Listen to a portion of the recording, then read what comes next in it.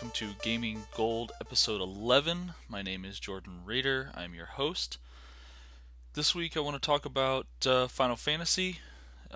More important, not necessarily Final Fantasy, but Square Enix, or Square as they used to be known. They merged with a company called Enix in 2003, I believe, something like that. Anyway, so I just want to talk about sort of Yoshi P has been talking about a lot of things. He is their lead developer for Final Fantasy XIV, A Realm Reborn.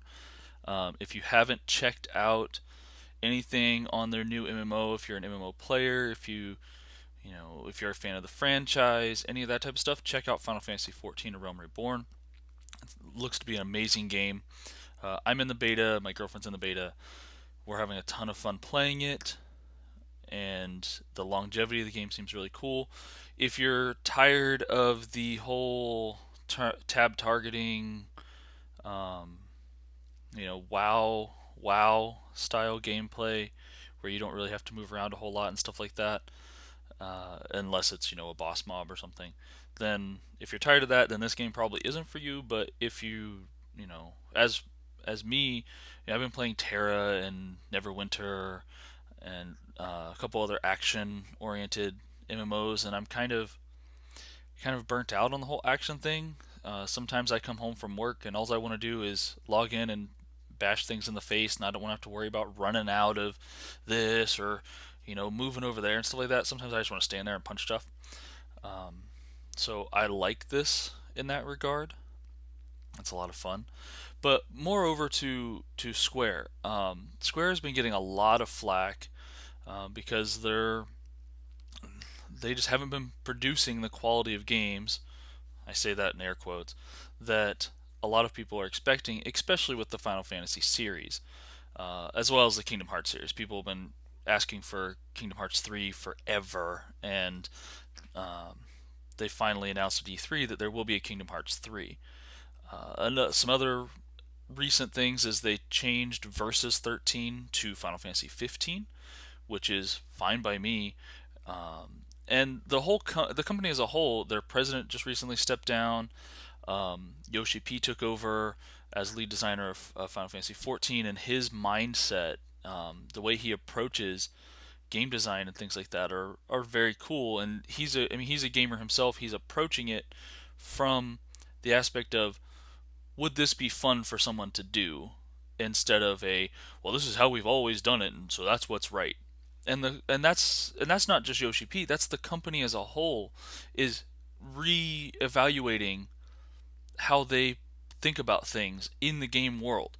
So before it was very, we know what's best. This is what we're going to do. This is what people want. This is how we're going to move forward. That's my personal opinion. Whether they actually thought that or not, I have no privy to that knowledge. But what they've done over the past 6 months is they've been much more open about their development process, about their business model and things like that they just never were before. It was always, hey, I wonder what Square's up to. Oh, maybe in Japan they had it. You sort of got that because there is that language barrier, and it's whatever they decide, whatever Square America decides to translate and let us know about. Um, but I can't think that they were talking about all this stuff in Japan and they just weren't talking about it here. I could see that in the early 90s when they were making decisions because they thought that the American audience couldn't handle certain things and stuff like that. But they don't do that anymore. If they come out with a game in Japan, it's pretty much, for Square anyway, it's pretty much the same game here. They may update some musical themes or sound effects. They may, and then of course they change all the dialogue over to English. But the days of, we're going to change Tina's name to Terra because we want it to sound exotic. Those days are long gone. Um, and I am a huge Square and Final Fantasy fanboy. I've played pretty much every game that they've come out with. Maybe not every iteration, but I've played at least one of each one of their titles. So, of course, the Final Fantasy series, I think I've played just about everything I could get my hands on in that regard. Chrono Trigger, the uh, Legends of Dragoon, all those old school titles. I played all those, and I've played a lot of their new ones. They consider the new Tomb Raider a financial failure because it didn't meet their expectations.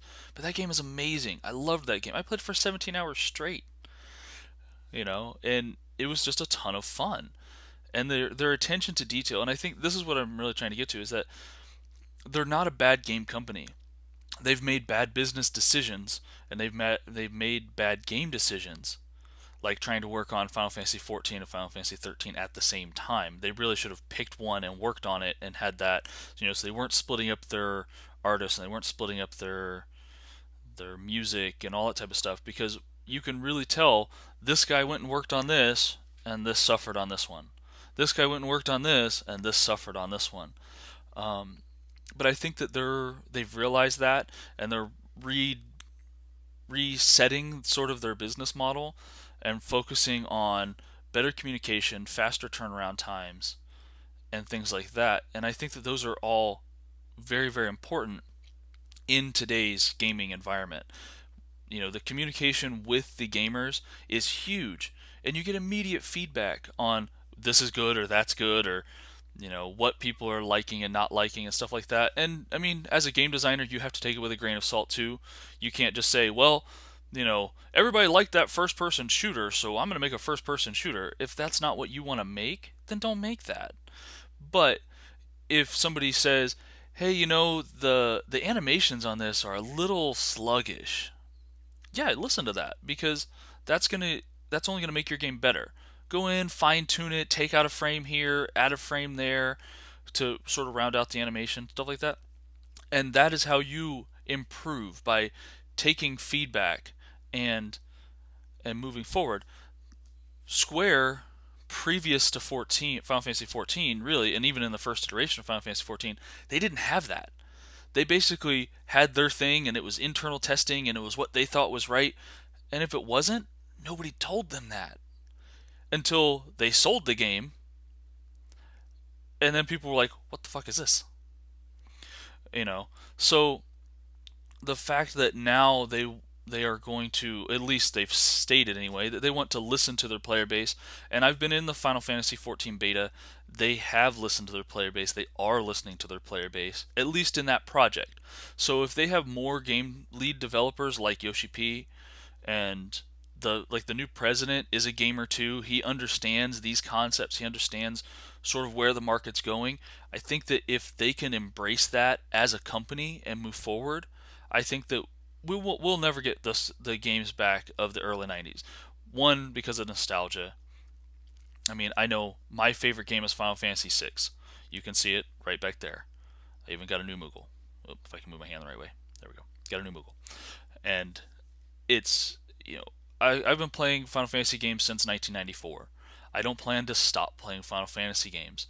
There was a time when I was thinking, if Square screws up one more time, I'm not going to play a Final Fantasy game.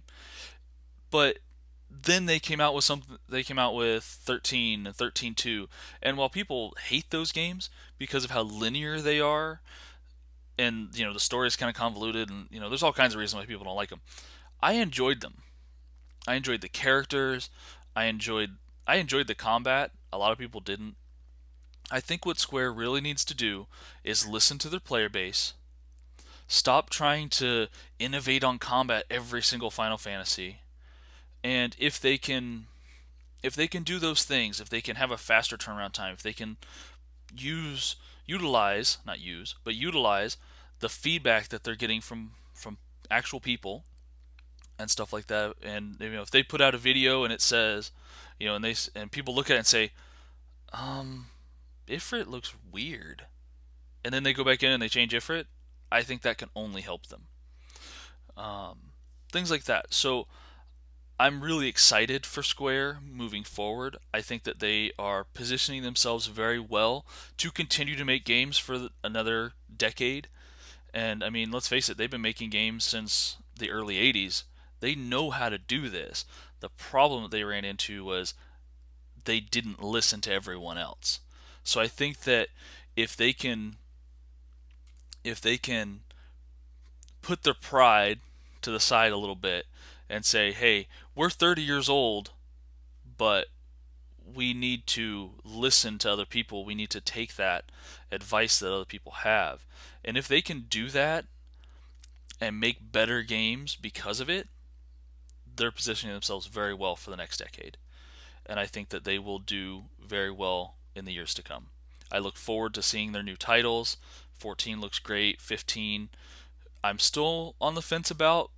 I'm worried that it's going to be like all action combat, like Dirge of Cerberus or something like that. But I think that if they can really tie back into the stuff that was really good about their old games and not try and force this new thing, if they can just go with what people are comfortable with, what people like, then I think that they'll do very, very well. So that's pretty much everything I want to talk about today. Sorry Andrew couldn't be with us this week. Hopefully he can be with us again next week. If you have any questions for the show, for myself, for Andrew, comments, critiques, anything like that, be sure to post them down below. You can also contact us on our Facebook, on our YouTube, of course, where we're at now, Twitter, all that type of stuff. I enjoy all those comments and all that type of stuff. So yeah, please hit us up. Let us know what you think.